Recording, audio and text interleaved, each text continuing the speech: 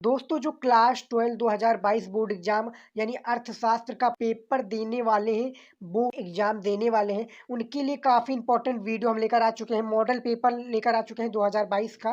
पूर्णांक आपका 100 नंबर का रहता है, आपको पता ही होगा। इकोनॉमिक यानी अर्थशास्त्र इंटरमीडिएट परीक्षार्थियों के लिए समय आपका जो प्रश्न पत्र है 2021 और 22 का प्रश्न पत्र है ये, और मॉडल पेपर है। इसी प्रकार से आपका बोर्ड एग्जाम में आएगा 2022 एग्जाम में। समय आपका 3 घंटा 15 मिनट का रहता है बोर्ड एग्जाम में, आपको बेसिकली पता ही होगा।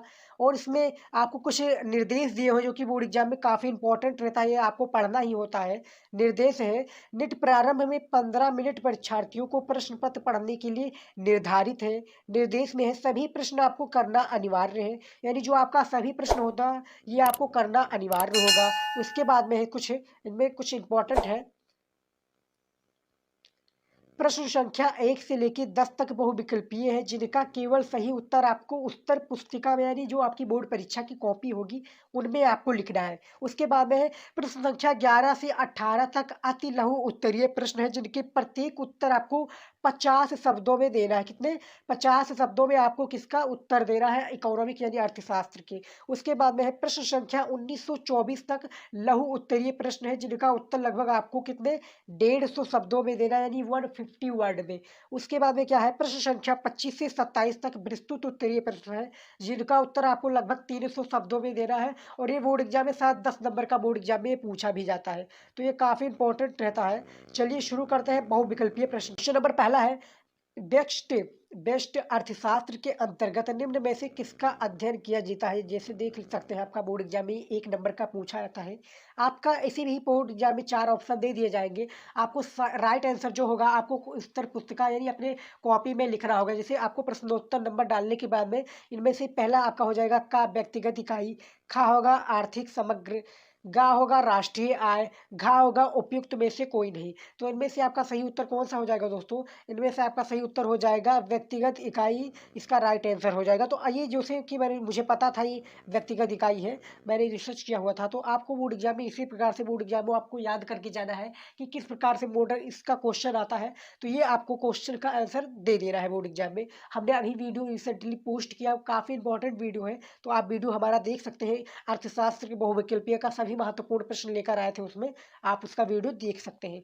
तो आपका ये होगा पहला नंबर क्वेश्चन कंप्लीट होगा, आपको 1 नंबर बोर्ड एग्जामिनर की तरफ से मिल गया। फिर आप जाते हैं दूसरे नंबर क्वेश्चन है, सीमांत उपयोगिता के शून्य होने पर कुल उपयोगिता। ये भी आपका 1 नंबर का बोर्ड एग्जाम में है। अब आपका 4 ऑप्शन ये पूछ लिया जाएगा। उसके बाद में का है घटती है, खा है बढ़ती है, गा है अधिकतम होती है, घा है न्यूनतम होती है। तो इनमें से आपका 4 ऑप्शन दिए होंगे, आपका सही उत्तर एक ही होगा इन चारों, यानी आपका 3 आपका गलत होगा, एक आपका सही होगा। तो इनमें से आपका दूसरा भी कौन सा हो जाएगा? घटती है, इसका राइट आंसर हो जाएगा। यानी आप जो मुझे पता होगा मैं बताऊंगा, और जो नहीं पता होगा मैं आपको नहीं बताऊंगा।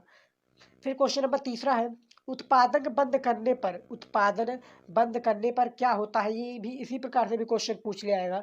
इसका है, का है स्थिर लगाते बढ़ जाती है, खा है परिवर्तनशील लगते कम हो जाती है, गा है परिवर्तनशील लगाते शून्य हो जाती है, या घा स्थिर लगाते शून्य हो जाती है। तो ये भी आपका बोर्ड एग्जाम में बेसिकली एक ही नंबर का होता है। ऑब्जेक्टिव क्वेश्चन यानी जो बहुविकल्पीय प्रश्न होता है वो सारे एक ही नंबर के होते हैं।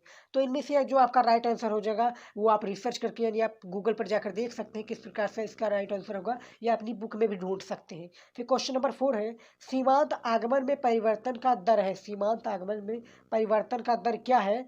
ए है कुल आगमन, खा है कुल आगत, गा है औसत आगमन, या घा औसत लागत। तो इनमें से आपका सही आंसर कौन सा हो जाएगा? इनमें से आपका सही आंसर हो जाएगा औसत लागत। औसत लागत आपका राइट आंसर हो जाएगा, घा नंबर का याद रखिएगा दोस्तों। फिर क्वेश्चन नंबर 5 है, दीर्घकाल में सामान्य मूल्य बराबर होता है। दीर्घकाल में सामान्य मूल्य बराबर क्या होता है? का है सीमांत उपयोगिता की, खा है औसत लागत के, गा है उत्पादन व्यय के, या घा इनमें से कोई नहीं। तो इनमें से आपका सही उत्तर जो होगा, आपको क्या करना है बोर्ड एग्जाम में, आपका 3 आपका दोस्तों मैं बता दूं, आपका 3 गलत रहता है, एक आपका जो होता है क्या होता है? राइट होता है। आपका बोर्ड एग्जाम में ये क्वेश्चन पूछ लाएगा।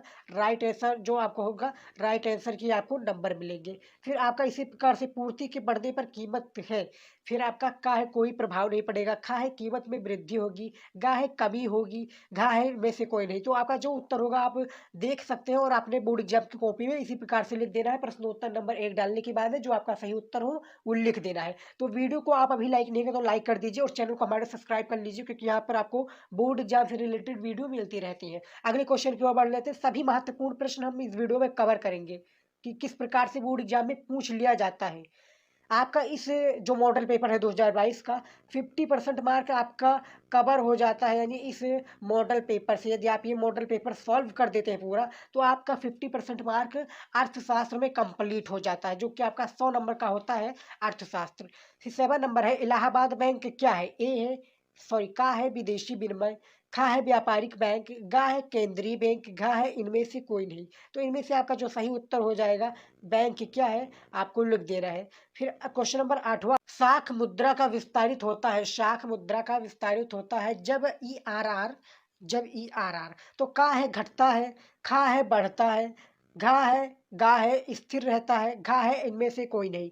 तो इनमें से आपका सही उत्तर जो होगा वो आपको भी इसमें लिख देना है। मुझे नहीं पता इसका राइट आंसर, आप जाकर देख सकते हैं बोर्ड एग्जाम की, जो आपका गूगल पे सर्च कर लीजिएगा कि इसका राइट आंसर क्या है, या अपनी बुक में भी ढूंढ सकते हैं। और यदि आपको जो क्वेश्चन का आंसर यदि पता हो जाता है तो हमें कॉमेंट में प्लीज बताइएगा कि ये क्वेश्चन इसका ये है। फिर क्वेश्चन नंबर 10 है, मुद्रा वो धुरी है जिसके चारों ओर अर्थ विज्ञान चक्कर लगाता है। ये कथन किसका है। यानी ये कथन किसने कहा है कि मुद्रा वो धुरी है जिसके चारों ओर अर्थ विज्ञान चक्कर लगाता है। का है पिंगू का, खा है मार्शल का, गा है गिन्स का, या घा हाम का। तो इनमें से आपका सही उत्तर कौन सा हो जाएगा दोस्तों। इनमें से आपका सही हो जाएगा खा नंबर मार्शल का, इसका राइट आंसर हो जाएगा। यानी मुद्रा धुरी है, ये अर्थ चक्कर लगाता है, इसको किसने कहा है, मार्शल ने कहा है। मुद्रा का कार्य है, ए है आपका क्या है विनिमय का माध्यम, खा है मूल्य का मापन, गा है मूल्य का संचय, या घा उपयुक्त सभी। तो इनमें से आपका सही उत्तर कौन सा हो जाएगा, 9th नंबर यानी का हो जाएगा विनिमय का माध्यम, इसका सही उत्तर हो जाएगा का नंबर का आपका राइट आंसर हो जाएगा। तो इसी प्रकार से आपका बोर्ड एग्जाम में क्वेश्चन पूछ लाएगा। यानी ये 10 क्वेश्चन है तो आपका 10 नंबर का बोर्ड एग्जाम में कवर हो गया। यानी आपका ऑब्जेक्टिव क्वेश्चन 10 नंबर में कंप्लीट हो गया। अब पूछ लिया जाता है अति लघु उत्तरीय प्रश्न। अति लघु उत्तरीय प्रश्न हमें बताइए। ये भी आपका कितने नंबर का होता है, 3 नंबर का बोर्ड एग्जाम में पूछा जाता है। जैसा कि आप देख लेते हैं 3 नंबर का आपका बोर्ड एग्जाम में पूछा जाता है। ये भी काफी इंपॉर्टेंट क्वेश्चन रहता है। ये देखिए 11 है, व्यष्टि अर्थशास्त्र तथा समृद्ध अर्थशास्त्र में मुख्य अंतर क्या है। व्यष्टि अर्थशास्त्र तथा समृद्ध अर्थशास्त्र में अंतर क्या है, ये आपका शायद 35 या 25 वर्ड में लिखना रहता है। 3 नंबर का ज़्यादा आपको लिखना इसमें नहीं रहता है। Very short answer type question English में है इसका। अर्थ लघु उत्तरीय प्रश्न। तो ये आपका दूसरा क्वेश्चन है, अर्थशास्त्र में उत्पादन का अर्थ समझाइए, क्या है अर्थ। फिर क्वेश्चन नंबर 13 है, उत्पादन फलन में परिभाषा दीजिए। ये भी आपका इंपॉर्टेंट है। 14 क्वेश्चन है, सीमांत लागत में क्या आशय है, ये हमें आप बताइए। ये भी आपका 3 नंबर का बोर्ड एग्जाम में पूछ लाएगा। आपको ज़्यादा इसका उत्तर नहीं देना कि आपको ज़्यादा बड़े में देना है, आपको थोड़े में ही देना है। आपको शायद आपका 30 से 35 वर्ड हो जाएगा। यानी आपका 30 से 35 वर्ड के बीच में ही रहे। आपको 3 नंबर बहुत ही आसानी से एग्जामिनर देगा। और साफ तथा सुंदर लिखने की कोशिश कीजिए, राइटिंग बैठाइए बोर्ड एग्जाम में, क्योंकि आपके राइटिंग के ही आधार पर बोर्ड एग्जाम में कॉपियाँ चेक होती है। और राइटिंग के आधार से आपको यदि आपने कम लिखा है और राइटिंग आपकी अच्छी है तो एग्जामिनर आपको काफ़ी अच्छे मार्क देगा। फिर चलिए क्वेश्चन नंबर 15 है, औसत लागत यानी ब्रैकेट में एसी और सीमांत लागत ब्रैकेट में एमसी में कैसा संबंध पाया जाता है। ये भी आपको बताना है। क्वेश्चन नंबर 3 नंबर का है। आपका मार्क जो है इसमें 3 नंबर का, यानी आपका जो सामने ही आपका लिखा रहेगा कि कितने नंबर का कौन सा क्वेश्चन है। तो अति लघु उत्तरीय क्वेश्चन है तो बेसिकली ये 3 नंबर का है अर्थशास्त्र में। फिर क्वेश्चन नंबर हमारा कितना है, क्वेश्चन नंबर 16 है, भू राजस्व या मगलू जारी समझाइए। 17 है, राज्य उत्पादक शुल्क पर टिप्पणी लिखिए। और 18 है, राजस्व व्यय किसे कहते हैं, ये हमें आप बताइए, यह किसको कहते हैं। तो 3 नंबर का होता है। अब बात कर लेते हैं लघु उत्तरीय प्रश्न की, जो कि बोर्ड एग्जाम में काफ़ी इंपॉर्टेंट ये भी रहता है। और ये आपका 6 नंबर का पूछा था बोर्ड एग्जाम, कितने नंबर का, 6 नंबर का ये आपका बोर्ड एग्जाम में पूछा जाता है। तो इनमें से आपका जो पहला क्वेश्चन है, मांग को प्रभावित करने वाले कौन कौन से तत्व हैं। मांग को प्रभावित करने वाले कौन कौन से तत्व है ये आपको बताना है। बी है 20वां क्वेश्चन है, एक फर्म की कुल स्थिर लागत, कुल परिवर्ती लागत तथा कुल लागत क्या है, ये भी आपको बताना है। 20 नंबर 1 क्वेश्चन है, क्या होगा यदि बाजार में प्रचलित मूल्य हो, ये भी आपका 6 नंबर का है। आपका ये इसी दोनों पर, यानी आपको क्या करना है, ये हेडिंग है, ये आपका हेडिंग के अनुसार है, इसी दोनों पर लिखना है।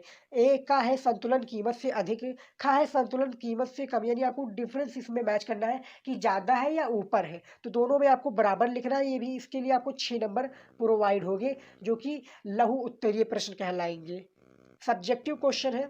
फिर इसके बाद में आपका क्वेश्चन नंबर 22 आ जाता है, भारतीय रिजर्व बैंक, भारतीय रिजर्व बैंक के वर्जित कौन कौन से कार्य हैं, वर्जित यानी उनके खिलाफ कौन कौन से कार्य हैं, ये आपको लिखना है।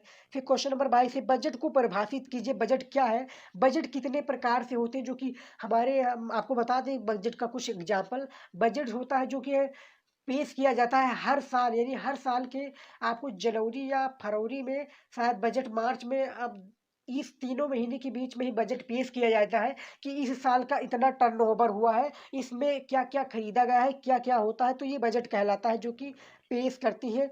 और बजट कितने प्रकार से होता है ये भी काफ़ी इंपॉर्टेंट रहता है। तो आपका 4 नंबर का होता है, आपको बजट को परिभाषित करने के लिए 2 नंबर मिल जाते हैं, बजट कितने प्रकार के होते हैं आपको इसके लिए 4 नंबर मिल जाते हैं, याद रखिएगा। फिर क्वेश्चन नंबर 21 की बात कर लेते हैं। क्वेश्चन नंबर 21 है, भुगतान संतुलन के समाधान हेतु सरकार द्वारा उठाए गए कौन कौन से कदम है, ये भी आपको लिखना है। भुगतान है हेतु यानी जो कि पैसे के लेन देन के लिए है, समाधान जो कि सरकार द्वारा उठाया गया कुछ कदम है, उसके लिए आपको लिखना है इसका उत्तर। अब बात कर लेते हैं जो कि बहुत ही बिगेस्ट क्वेश्चन विथ आंसर, यानी आपको देना होगा 300 शब्दों में इसका राइट आंसर देना होगा। और ये बोर्ड एग्जाम में कितने 10 नंबर का पूछा जाता है क्वेश्चन दोस्तों, सबसे भारी क्वेश्चन। यानी आपका एक क्वेश्चन यदि आप राइट आंसर दे देते हैं तो आपको 10 नंबर बोर्ड एग्जामिनर बहुत ही प्यार से दे देगा। फिर ये इसका देख लेते हैं विस्तृत उत्तरीय क्वेश्चन का आंसर। आपका पहला जो क्वेश्चन है, उदानशीलता, उदानशीलता का वर्ग की सहायता से उपभोक्ता की संतुलन की व्याख्या कीजिए, ये आपका अथवा लगाकर लगा है। उपभोक्ता के बजट क्षेत्र से आप क्या समझते हैं, उदाहरण दीजिए, यानी आपका 5-5 नंबर का होगा। उदाहरण के लिए आपको 5 नंबर दिए जाएंगे, और उसका बाद में बजट सेट से आप क्या समझते हैं, इसके 5 नंबर दिए जाएंगे। और इसमें याद रखिएगा दोस्तों, आपको ये दे दिया जाता है अथवा लगाकर, आप चाहे 25 नंबर क्वेश्चन कीजिए या अथवा लगाकर जो नीचे लिखा है वो क्वेश्चन कीजिए। आपको दोनों में जो पसंद आए क्वेश्चन की इसका आंसर मुझे पता है, वो आप क्वेश्चन का आंसर दे सकते हैं, और आपको 2 नंबर बोर्ड एग्जामिनर देगा। आपको 300 शब्दों में कम से कम लिखना है। फिर उसके बाद में क्वेश्चन नंबर 28 की ओर बात, 26 की ओर बात कर लेते हैं। राष्ट्रीय आय के आधारभूत संकल्पनाओं को उदाहरण सहित समझाइए, ये भी आपका 6-4-10 नंबर का होता है। राष्ट्रीय आय क्या है, 4 नंबर का हो गया। राष्ट्रीय आय की आधारभूत संकल्पनाओं का उदाहरण देना है, ये भी आपका 6 नंबर का होगा। अब इसमें भी अथवा लगाकर लगा है, यानी जो आपका विस्तृत उत्तरीय होगा इसमें सारे में अथवा लगाकर लगा होगा, यानी आपके अनुसार ही दिया जाएगा कि किस प्रकार से किसका राइट आंसर हो जाएगा, किसका आपको क्वेश्चन का आंसर आता है। फिर ये है इसका, राष्ट्रीय आय के मापन में कौन कौन सी कठिनाइयाँ हैं, ये आपको लिखना है, ये भी आपका 10 नंबर का क्वेश्चन होगा।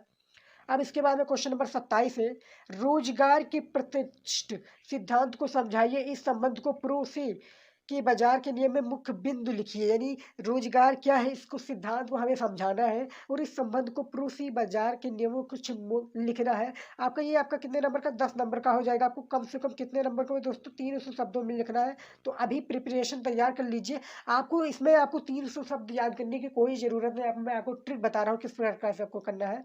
आपको किस प्रकार से करना है, यानी रोजगार प्रतिष्ठ सिद्धांत को समझाइए। आपको एक हेडिंग बना लेनी है, यानी आपको इसका क्वेश्चन देख रहा है कि किस प्रकार से कहाँ कहाँ पर हेडिंग बनती है, और हेडिंग के अनुसार आप थोड़ा थोड़ा पढ़ लीजिएगा। उसी के आधार पर आप बनाकर, यानी आपको बनाकर अपने माइंड से भी लिख देख सकते हैं। और आपका 1-2 लाइन अच्छा होना चाहिए, 1-2-3-4 लाइन आपका जो अच्छा होगा वही के अनुसार एग्जामिनर देखेगा कि ये इसका अच्छा है। उसके बाद में आगे आपको नंबर देकर चला जाएगा। उस एग्जामिनर को समय नहीं होता है कि आपको एक एक क्वेश्चन बहुत ही बारीकी से पढ़े। तो आपको 2-4 क्वेश्चन को, जो पहला क्वेश्चन होता है आपको, उसमें आपको 2-4 लाइन जो हेडिंग होगा है, हेडिंग के अनुसार आप ब्लैक पेन से उसको सजा दीजिए, बिल्कुल ब्लैक पेन से लिख दीजिए। उसके बाद में आपको अंडरलाइन कर देना है उसको, ताकि देखने में बहुत बढ़िया लगे, और एग्जामिनर देखे तो हाँ लगे कि स्टूडेंट की बात में कुछ, इसकी कॉपी में कुछ दम है। अब देख लेते हैं क्वेश्चन नंबर, अथवा लगकर इसमें भी लगा है, सीमांत उपभोग प्रवृत्ति तथा सीमांत बचत प्रवृत्ति को संबंधों में व्याख्या कीजिए। तो इनमें भी आपका 10 नंबर का बोर्ड एग्जाम में पूछ लिया आएगा। तो आपका सारे में जो है ये अथवा लगकर लगा रहता है प्रस्तुत उत्तरीय प्रश्न में। तो आई होप ये पूरा आपको वीडियो अच्छा लगा होगा। काफ़ी इंपॉर्टेंट वीडियो था, पूरा मॉडल पेपर हमने हल कर कर बता दिया है कि किस प्रकार से यदि आ जाए ये क्वेश्चन तो आपको हल करना है। तो आई होप ये पूरा वीडियो आपको अच्छा लगा है। दोस्तों के साथ आप व्हाट्सएप पर शेयर करना बिल्कुल भी ना भूलिए, और चैनल पर नहीं तो हमारे चैनल को भी सब्सक्राइब कर लीजिए, कि यहाँ पर आपको बोर्ड एग्जाम से रिलेटेड वीडियो मिलते रहते हैं। तो मिलता है नेक्स्ट वीडियो में नए टॉपिक के साथ, तब तक के लिए गुड बाय, जय हिंद।